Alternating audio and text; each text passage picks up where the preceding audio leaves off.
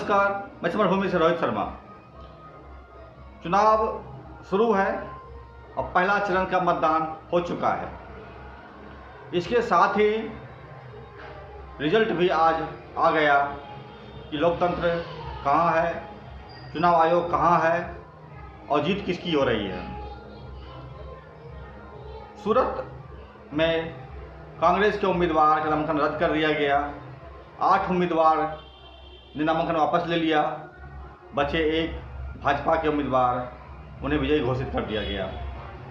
यह एक पूरी प्रक्रिया एक ऐसी प्रक्रिया है जहां पर तानाशाही, monopoly, CBI, ED, income tax का क्षमता परखा गया है और ये दिखाया है इस चुनाव ने, इस परिणाम ने, कि भारत में चुनाव एक मजाक से अधिक कुछ भी नहीं बच पाया है।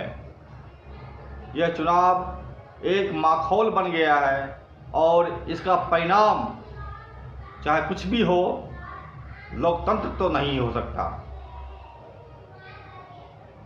बिहार में भी जिस तरह धृतराष्ट्र बन गए हैं लालू यादव और अपने पुत्र मोह में तमाम गतिविधि को लोकतंत्र के खिलाफ खड़ा कर दिए हैं, आज वो भाजपा के पाले में जाने अनजाने खेल रहे हैं।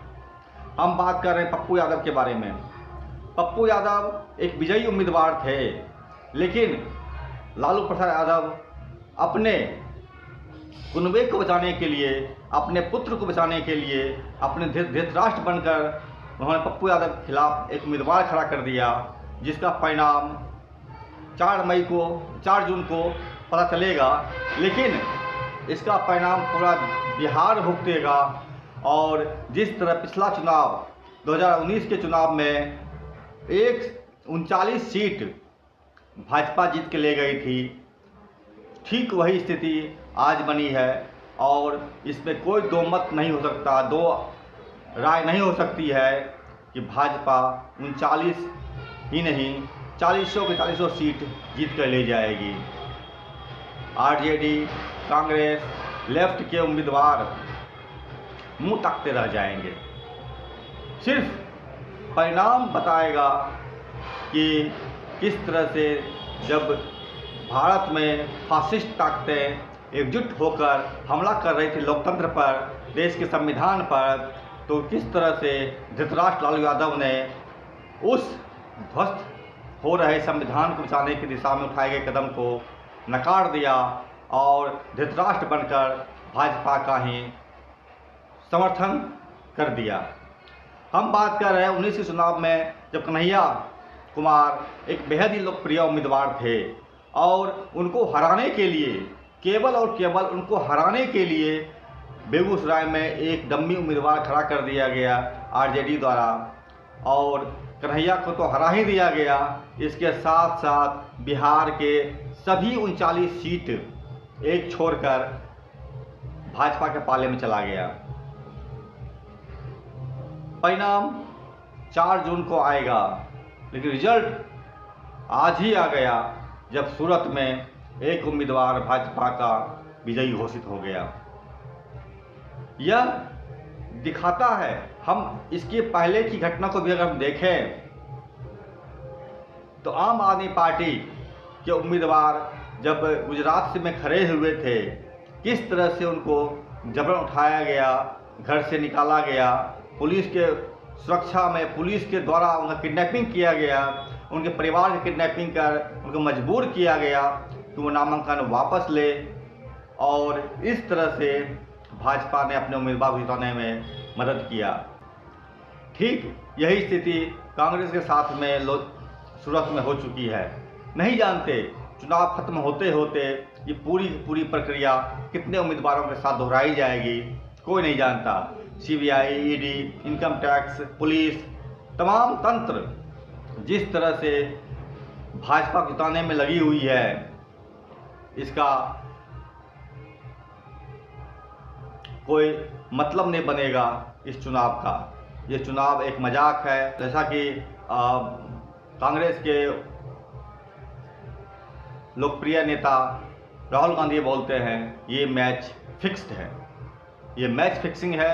और इस मैच फिक्सिंग का जो परिणाम निकलेगा वो पहले से सबको पता है। हम आपको ध्यान दिलाना चाहेंगे 2-3 सवालों पर। प्रथम सवाल तो यह है कि जिस तरह CBI, ED, income tax, high court तक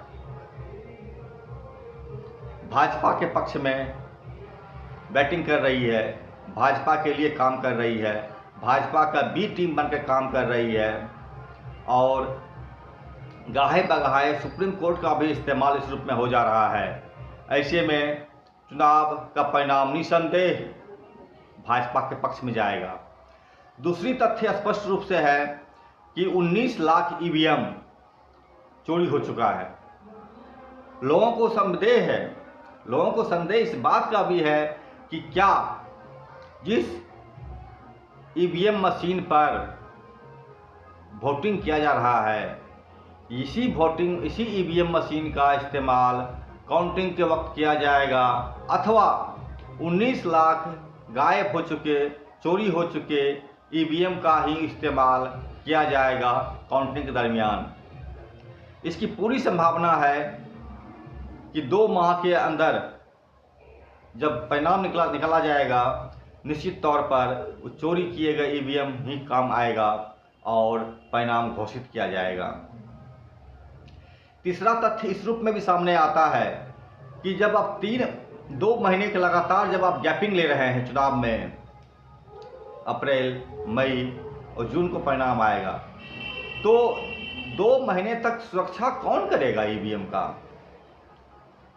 जिस स्टोर रूम में इसको स्टोर किया जाएगा EVM मशीन को, उसकी सुरक्षा की गारंटी कौन लेगा?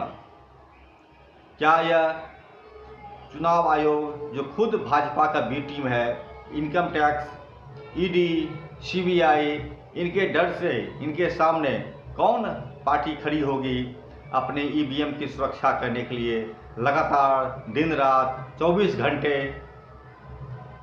मुझे नहीं लगता कोई भी दल इस तरह से कर पाएगी EVM की सुरक्षा।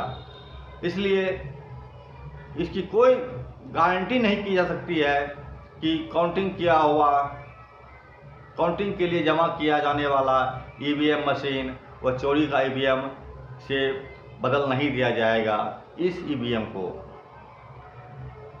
इसलिए ये कहना, जैसा कि चारू मजूमदार कहा करते थे, नस्लवादी आंदोलन के नेता, कि चुनाव एक धोखा है और अब यह चुनाव पूरी तरह से नकाब फेंक कर धोखे की टट्टी साबित हो गई है।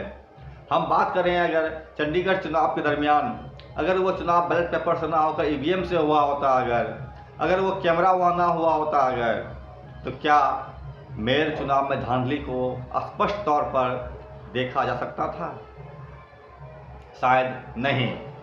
यह चुनाव बैलेट पेपर से हो, इसकी मांग कभी मोदी ने भी किया था और आज जिस तरह से EVM के पक्ष में चुनाव आयोग दृढ़ता से डटा हुआ है, इसका परिणाम इसी रूप में सामने आएगा कि ये मैच पूरी तरह से फिक्स्ड है, यह चुनाव पूरी तरह से फिक्स्ड है और इस चुनाव में का परिणाम भी पूरी तरह से सामने है और वो यही है कि भाजपा चुनाव जीत रही है, मोदी सरकार बना रहा है।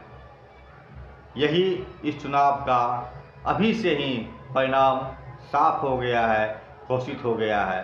वह 400 पार होने की बात कर रहे हैं, मुझे संदेह है कहीं ये 500 पार न कर जाए।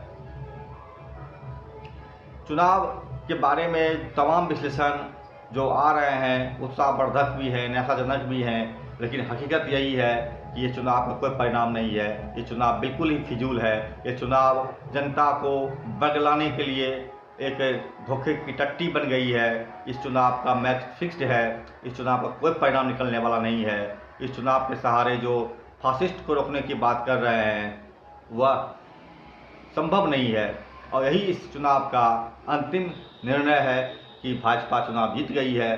चुनाव कराने की कोई ज़रूरत अब नहीं बचा, यही कहा जा सकता है।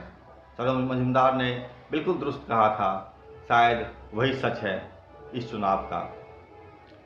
अगर जैसा कि भाजपा चुनाव के जीतने के बाद 400 क्या 500 सीट भी ला सकती है और फिर से इस संविधान को बदलने की बात जो वो कहता रहा है सच साबित होगा। भारत में फांसीवाद आ गया है, फासिस्टों को हराया नहीं जा सकता। चुनाव के जरिए तो कतई नहीं, और लालू यादव जैसे धृतराष्ट्र के जरिए तो कतई नहीं। नमस्कार, मैं समर भूमि से रोहित शर्मा। मेरे चैनल को देखिए, लाइक कीजिए, सब्सक्राइब कीजिए और यथासंभव आर्थिक मदद करने का भी प्रयास कीजिए।